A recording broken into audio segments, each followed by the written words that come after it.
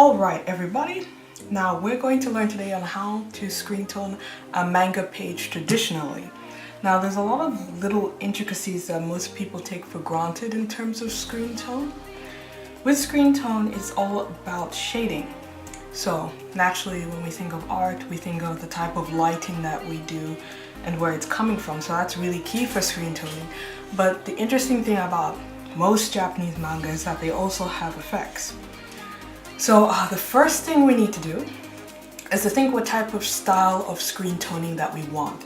Now this depends on genre. Most people, if you guys knew.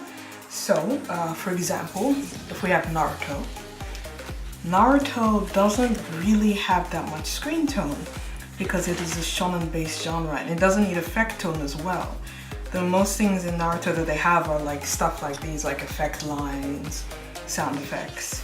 Screen toning is probably only used for something more intense, so if it's a flashback, for example, or even if it's just really like to represent different cultures, or even like extra shading just to show a dramatic scene. So screen toning is sparingly used. So I think if you're going to learn screen toning traditionally for Shonen Jump or like any other of your shonen comics, it might just be necessary to study lighting, but not too much. So it's mostly used for drama and shonen. If we give an example for shoujo, this is the creator for Orange. I love that series, a really good series, you should read it.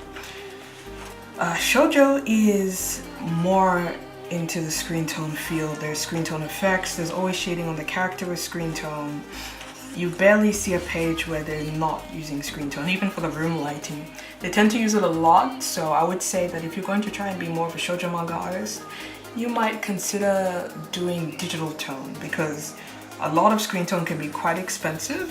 I always go to Delete a Manga and I buy a pack, so it's not too expensive for me, but it might be a good idea just to see if your wallet can invest enough in it, as long as also with the pages and everything else that comes with it. Alright, so that's shoujo manga.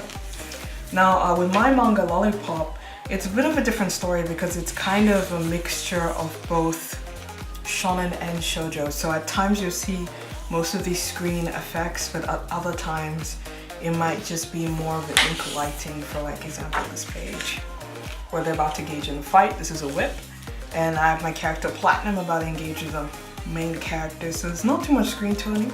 It'll just be probably screen toning for the hair and shading for the main character so he stands out. It also depends on storytelling. Like I said with Naruto, it needs a lot of drama, so it needs a lot of shading. However, if I'm doing more of a lovey-dovey scene, I'm definitely going to be using those effect tones and a bit more shading just to show the realism of the scene despite it being manga. So there's an example there. Just pull it up. I'll also probably show this in the video digitally so you could get a better sense of what I'm talking about. Alright, so now if you've chosen the style in which you've wanted to screen tone, it's actually time for the proper screen toning. Now I might do this in a bit of a time lapse in order for you guys to see it properly on the video, but what we're going to be focusing on is Miki's hair. Now like I said, I bought a bunch of traditional screen tone and it's SE61 deleter screen. It's quite light. It is 10%, 60 lines. Now, also remember in screen tones they have different line weights and different opacities. That's very important because most of the time, at least the 30% opacity would be the one that we actually need in order to print, and it might come out darker, so it's always important to use your printer at home or in the library just to see how dark the screen tone will come out if you're doing it for printing. If it's doing it for webcomics, then you might not have to worry about it too much.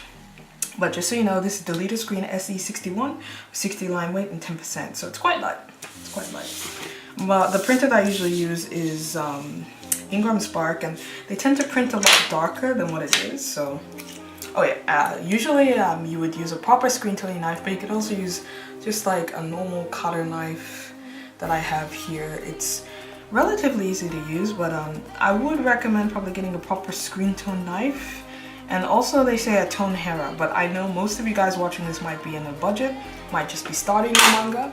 So it's also can be used a bit of an erasing. If you can use a blunt object to erase it out, but be careful not to scratch the screen tone. I've gotten a lot of errors doing it, so I think it's better if you just get the proper equipment. So with screen toning, usually you would actually cut out the bigger part of the area than the actual area itself. This is just in case you make any mistakes, and we don't want to make any mistakes now, do we?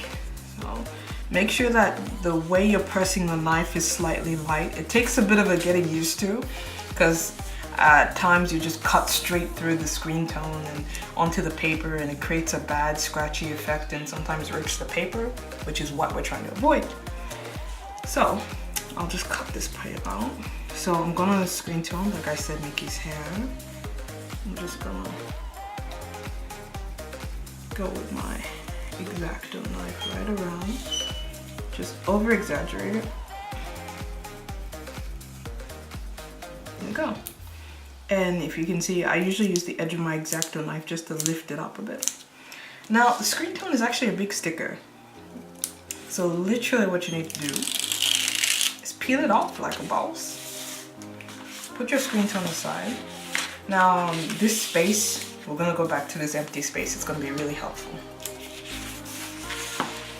Still have screen tone in hand. Make sure your page is also erased properly. It can show up. I know it showed up in some of my past comics. And just place it over where you cut. So, just like that. It's okay if you're placing it over the character's face.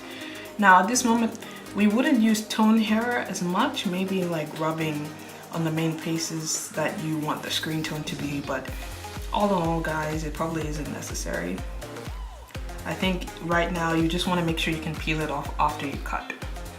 So what we're gonna do, put this piece of paper white, is that we're gonna go around. Now, it's always good for artists to turn the page as they're working, I find.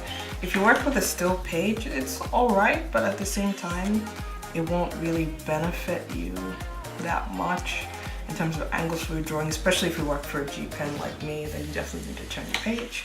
Just a handy little tip there. Okay, so we just start lightly. Ooh, see, you might have to rub a bit at the beginning.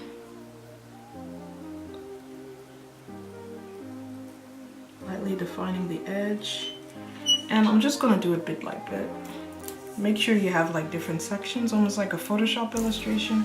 You just need to tackle it bit by bit. And remember how I said that this part would be very useful?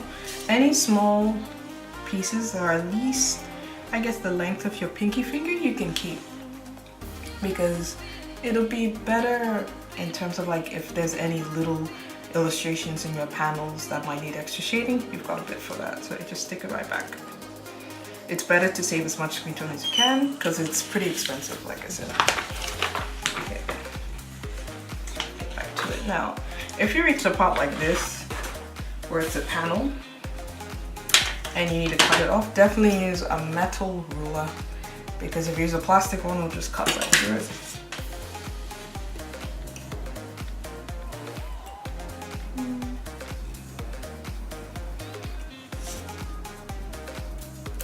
Just lift that right up. It's a pretty big piece, so I'm just gonna stick it back in my templates. And we're just going to continue all around with the exact same process. So it's not too hard. It might be hard in the beginning if you're just starting out with manga, but relatively it's alright. Now, another tip I would say is that when you're actually screen toning, try and pull it towards you. It's a little easier because if you don't, you might rip the tone, which is not what we want.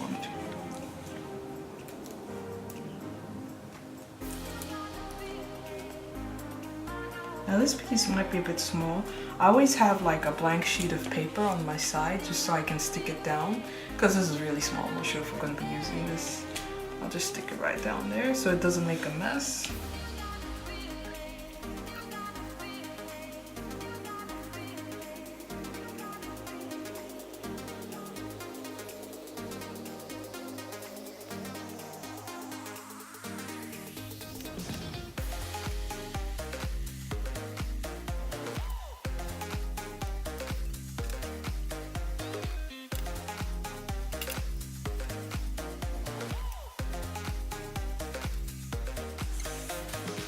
Okay guys, now we're back after some screen toning. It takes a bit of a while.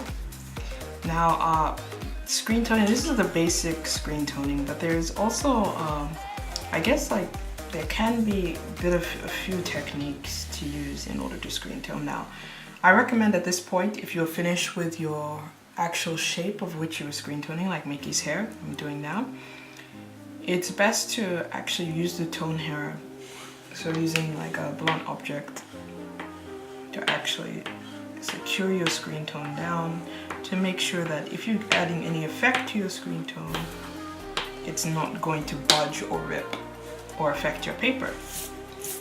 So Mickey's pretty much done at this point. There are a few techniques which you can use on your screen tone. So I'm just going to get another sheet for that. So that's basic screen toning right there. Now, if we're going to use an effect, a good example is Vincent's jeans that I drew. So there's a bit of a white edge and it's smooth. Now, that can be used for shine, for lighting. It's an interesting technique. Now, it's good just to do it horizontally and little by little in case you make a mistake. So I'm just gonna make a small edge here. Yep, so we've actually scraped away some of the screen tone in that part. Just do it a bit more. And what you're gonna do is that you're gonna get your eraser and you're actually gonna erase some of the screen tone. It creates that blurry effect, like for the background, for all these beautiful sparkles, we blurred it out at the end of the edges of it. So we're going to need that a bit more in this case in order so it can be softer. So you just erase very slowly. Just make sure you're not getting any of the other screen tone. You can see it just starts smoothing out.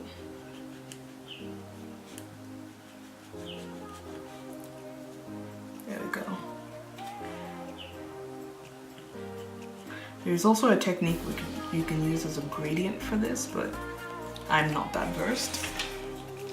This is a very basic tutorial. So you can see that we've kind of actually blurred out some of that edginess so it doesn't look as ragged. And I kind of like this a bit better. It's good for lighting particularly, and because he's wearing jeans and he's in a bright lit room, it would be more appropriate for this scene. Alright, cool. Now, you guys, this is pretty much all that we have planned for today in terms of screen toning. I hope you learned a lot from the tutorial. If you want any other tutorials like this where I show the basics of it and then I show an advanced technique you can use, please subscribe, comment, like this video, share it with friends, and tell me what I need to improve on. Just as a bit of housekeeping, as you know, I'm the creator of Lollipop, the baking mafia manga that I've been making for about 3 years now, and it's going to be book 2 in September. I'm really glad for that. So if there's any way that you could just check out my Patreon, my Facebook, or my Twitter, you'll be able to hear more about this book and what I can share with you guys now. There's quite a bit of content. It's about 144 pages, and I'm still working on it. So definitely hit me up and see any of my stuff on my social media. Thank you guys. I will see you later, and hopefully I'll have more tutorials for you in the future. Just tell me which ones and I'll try my best to complete it. Alright, bye!